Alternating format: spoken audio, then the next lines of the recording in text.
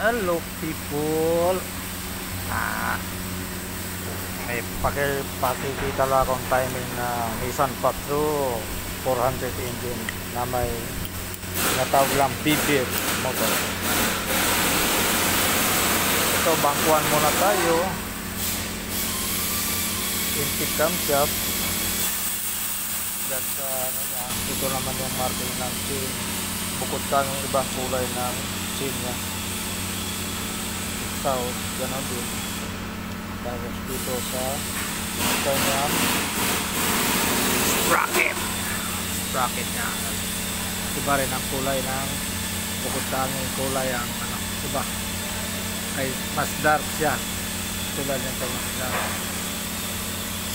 Tapos dito naman sa crankshaft, yung slot niya dito sa yellow, ano naman sa yellow na mark. Yan. Ganon din dito sa bank 2.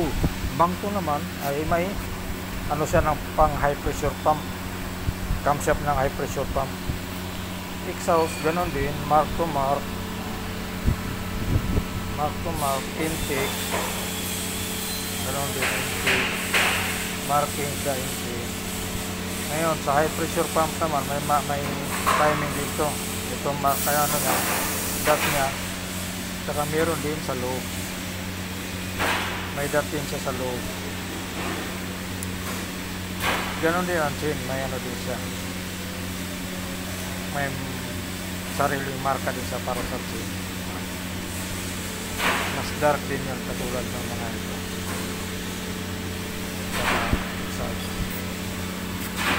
Dito naman sa crankshaft, lubang to, yung slot na dito sa labas, diretsoin mo lang yung ngipin niya, yellow mark din dito sa loob.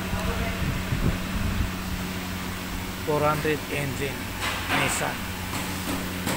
Tapos yan, may mga building na ito yung mga ito naman, madali ang paglagay nito, may adjust nito ito.